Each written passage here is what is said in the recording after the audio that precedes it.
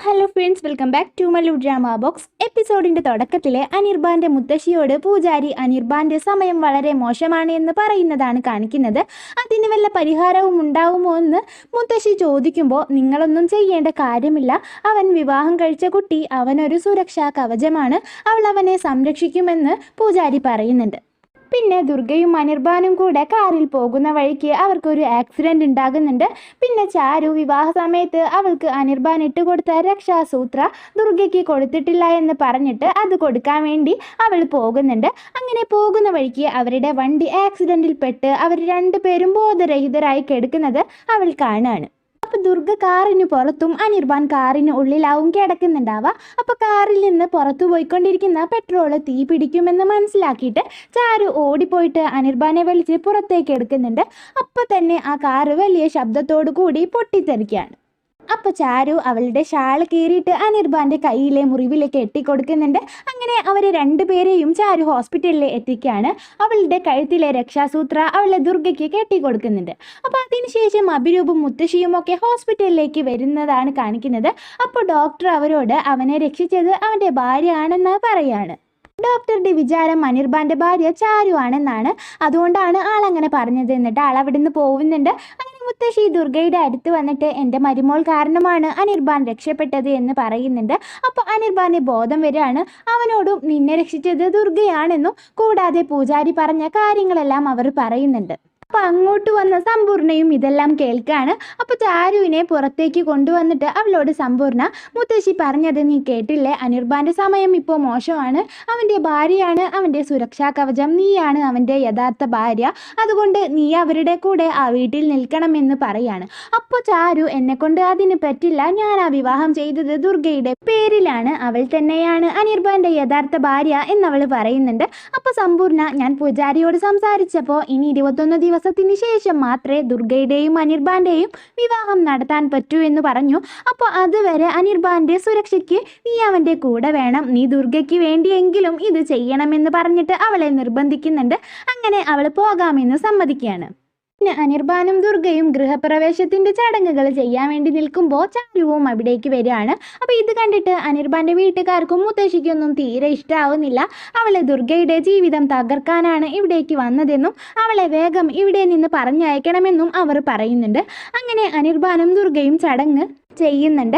അവിടെ പ്ലേറ്റിൽ വെച്ചിരുന്ന അൽത്തയിൽ കാൽ വെച്ച് ദുർഗ നടക്കുകയാണ്. അപ്പോൾ ആ പ്ലേറ്റിന് പുറത്തും ആ അൽത്ത പോയിട്ടുണ്ടാവും. അപ്പോൾ അതിൽ ചവിട്ടി ചാരുവും ആ വീട്ടിനുള്ളിലേക്ക് പ്രവേശിക്കുന്നുണ്ട്. അവൾ അറിയാതെ തന്നെ അവളുടെ ആ ഗൃഹപ്രവേശം ചടങ്ങ് അവിടെ നടന്നതും അവളുടെ കാൽപ്പാട് ആ വീട്ടിൽ പതിഞ്ഞതും കാണിക്കുന്നുണ്ട്. അങ്ങനെ ജുംകിയും അവിടെ വന്നിട്ടുണ്ടാവും. അപ്പോൾ ആ കാൽപാദത്തിൻ്റെ അടയാളം കണ്ട് ചാരുവിനെ മുത്തശ്ശി നല്ല വഴക്ക് പറയുന്നുണ്ട്. അപ്പോൾ ദുർഗ അവളുടെ അടുത്ത് വന്ന് അവളുടെ കാലിലെ മുറിവ് പറ്റിയത് കണ്ടിട്ട് ആ രക്തത്തിൻ്റെ അടയാളമാണ് അത് എന്ന് അവരോടെല്ലാം പറയുന്നുണ്ട്. അപ്പോൾ ആ മുറിവ് ചാരു വേണമെന്ന് വെച്ച് ഉണ്ടാക്കിയതാണ് അവരിൽ നിന്ന് രക്ഷപ്പെടാൻ വേണ്ടിയിട്ട്. അപ്പോൾ ദുർഗ അവളുടെ കാൽ പിടിച്ചിട്ട് ഇരിക്കുന്നത് കണ്ട് മുത്തശ്ശി പിന്നെയും ദേഷ്യപ്പെടുകയാണ്. ബാനർജി ഫാമിലിയിലെ മരുമോള് ഇങ്ങനത്തെ ഒരു പെണ്ണിൻ്റെ കാല് പിടിക്കാൻ പാടില്ല എന്ന് ആൾ പറയുന്നുണ്ട്. അപ്പോൾ അനിർബാൻ ജുംകിയോട് ചാരുവിൻ്റെ കാലിൽ മരുന്ന് പുരട്ടി കൊടുക്കാൻ പറയുമ്പോൾ ജുംകിക്ക് ദേഷ്യം വരുന്നുണ്ടെങ്കിലും അവൾ മരുന്ന് പുരട്ടി കൊടുക്കുന്നുണ്ട്. അതിനുശേഷം അനിർബാനും ദുർഗയും ചാരുവിനോട് നീ എങ്ങനെ ഇവിടെ എത്തിയെന്ന് ചോദിക്കുമ്പോൾ ചാരു, എനിക്ക് ദുർഗ വീട്ടിൽ നിന്ന് പോന്നപ്പോൾ അവളെ കാണണമെന്ന് തോന്നി, അപ്പോൾ ഞാൻ നിങ്ങളുടെ പിന്നാലെ തന്നെ വന്നു, ഇനി കുറച്ച് ദിവസം ഞാനിവിടെ നിൽക്കും, ദുർഗയെ കാണാതെ എനിക്ക് പറ്റില്ല എന്നവൾ പറയാണ്. ഇത് കേട്ട് അപ്പം തന്നെ അനിർബാൻ അവളോട് അത് വേണ്ട, നീ റോയ് ചൗധരി വീട്ടിലേക്ക് തന്നെ തിരിച്ചു പോയിക്കോ എന്ന് പറയുന്നുണ്ട്. അപ്പോൾ ലതിക വന്നിട്ട് നീ എന്താ ഇങ്ങനെയൊക്കെ പറയുന്നേ, ചാരു 2 ദിവസം ഇവിടെ നിന്നോട്ടെ എന്ന് പറഞ്ഞിട്ട് അവനെ കൊണ്ട് സമ്മതിപ്പിക്കുന്നുണ്ട്. അപ്പം അനിർബാൻ അവിടെ നിന്ന് ദേഷ്യത്തിൽ പോകുന്നുണ്ട്. ചാരു അവൻ്റെ അടുത്ത് ഉണ്ടായാലേ അവളോടുള്ള പ്രണയം പുറത്തു വരുമെന്ന് അവന് പേടിയുണ്ട്. അതുകൊണ്ട് തന്നെയാണ് വിവാഹത്തിന് മുന്നേ ചാരുവിനോട് അവനിൽ നിന്ന് ദൂരെ പോകാൻ വേണ്ടി പറഞ്ഞത്. അങ്ങനെ മുത്തശ്ശി ചാരുവിനെ വീടിന് പുറത്തുള്ള ഒരു റൂമിലും ജുംകിയെ വീടിനകത്തുള്ള ഗസ്റ്റ് റൂമിലും ആക്കാൻ വേണ്ടിയിട്ട് അനിർബാൻ്റെ സഹോദരിയോട് പറയുന്നുണ്ട്. അപ്പോൾ ചാരു മനസ്സിൽ ആര് എന്തൊക്കെ പറഞ്ഞാലും 21 ദിവസം അനിർബാന്റെയും ദുർഗയുടെയും കൂടെ ഞാനിവിടെ താമസിക്കുമെന്ന് പറയുന്നുണ്ട്. ആ സീൻ കട്ടായിട്ട് ലതികയോട് ജുംകി ചാരുവിനെ എന്തിനാ ഇവിടെ പിടിച്ചു നിർത്തിയെന്ന് ചോദിക്കുന്നതാണ് കാണിക്കുന്നത്. അപ്പോൾ ലതിക, ഞാൻ അവളെ ഇവിടെ നിർത്തിയത് ദുർഗയും അനിർബാനും തമ്മിലുള്ള ബന്ധം മുറിക്കാൻ വേണ്ടിയാണ് എന്ന് പറയുന്നുണ്ട്. അതിനുശേഷം ദുർഗ മാലയിടാൻ ബുദ്ധിമുട്ടുന്നത് കണ്ട് അനിർബാൻ വന്ന് അത് ഇട്ട് കൊടുക്കുമ്പോൾ ദുർഗ സന്തോഷത്തോടു കൂടെ നിൽക്കുന്നുണ്ട്. അപ്പോൾ അനിർബാൻ അത് ഇട്ട് കൊടുത്തിട്ട് പെട്ടെന്ന് തന്നെ അവിടെ നിന്ന് പോവുകയാണ്. അപ്പോൾ ദുർഗ ഈ അനിർബാനെ ഇതെന്ത് പറ്റി, കല്യാണത്തിന് മുന്നേ ആൾ നല്ല റൊമാൻറ്റിക് ആയിരുന്നല്ലോ, പക്ഷേ ഇപ്പോൾ എന്നോടൊരു താല്പര്യവും കാണിക്കുന്നില്ലല്ലോ എന്ന് ആലോചിക്കുന്നുണ്ട്. പിന്നെ അനിർബാൻ ആരും കാണാതെ ചാരുവിനെ ഒരു ഭാഗത്ത് നിർത്തി നീ എന്തുദ്ദേശത്തിലാണ് ഇവിടെ വന്ന് നിൽക്കുന്നത് എന്ന് ചോദിക്കുന്നുണ്ട്. അപ്പോൾ ചാരു ഞാൻ ദുർഗയ്ക്ക് വേണ്ടിയാ വന്നത്, നിനക്ക് വേണ്ടിയൊന്നുമല്ല എന്ന് പറഞ്ഞ് അവനെ തള്ളിയിടുന്നുണ്ട്. പിന്നെയും അനിർബാൻ അവളെ പിടിച്ച് നിന്നെ ഞാനിവിടെ താമസിക്കാൻ അനുവദിക്കില്ല, നിന്നെ വീടിന് പുറത്താക്കുമെന്ന് പറയാണ്. അപ്പോൾ നിങ്ങൾ പുറത്താക്കിയാൽ പിന്നെയും ഞാനിവിടെ വരുമെന്ന് അവൾ പറയുമ്പോൾ അനിർബാൻ നീ എന്തിനു വേണ്ടിയാ ഇവിടെ നിൽക്കുന്നത്, കാരണം എന്താ എന്ന് ചോദിക്കുന്നുണ്ട്.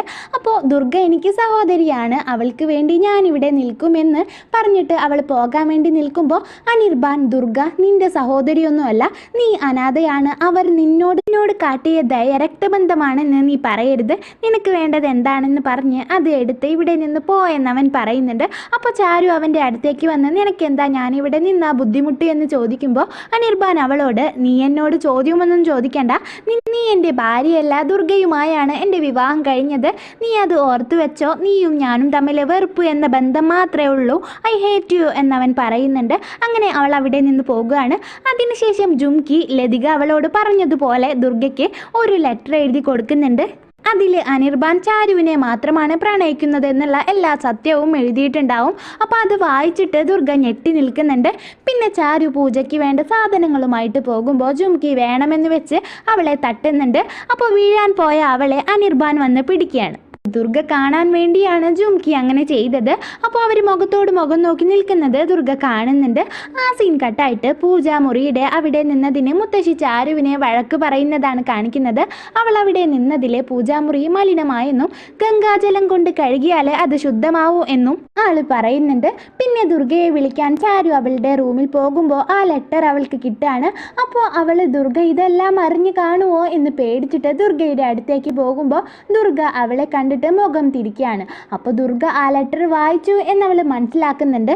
അങ്ങനെ ചാരു ആ കാര്യത്തെക്കുറിച്ചെല്ലാം ദുർഗയോട് സംസാരിക്കാൻ വേണ്ടി നിൽക്കുമ്പോൾ ദുർഗ അവളോട് നിന്നെ എനിക്ക് പൂർണ്ണ വിശ്വാസമാണ്, നിന്നെ ഒരിക്കലും ഞാൻ സംശയിക്കില്ല എന്ന് പറഞ്ഞിട്ട് ചാരുവിനെ കെട്ടിപ്പിടിക്കുന്നുണ്ട്. അങ്ങനെ ദുർഗയും ചാരുവും കൂടി ജുംകിയാണ് ആ ലെറ്റർ എഴുതിയതെന്ന് മനസ്സിലാക്കിയിട്ട് അവളുടെ അടുത്ത് ചെന്ന് അവളെ വഴക്ക് പറയുന്നുണ്ട്.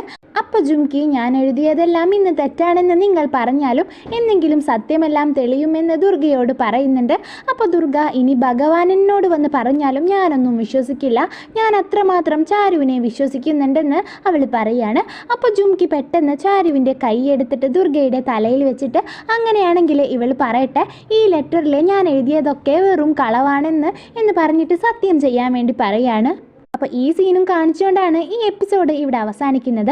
അപ്പോൾ ഇനി രണ്ട് വീഡിയോയോട് കൂടെ ദുർഗ ആൻഡ് ചാരു അവസാനിക്കുന്നതാണ്.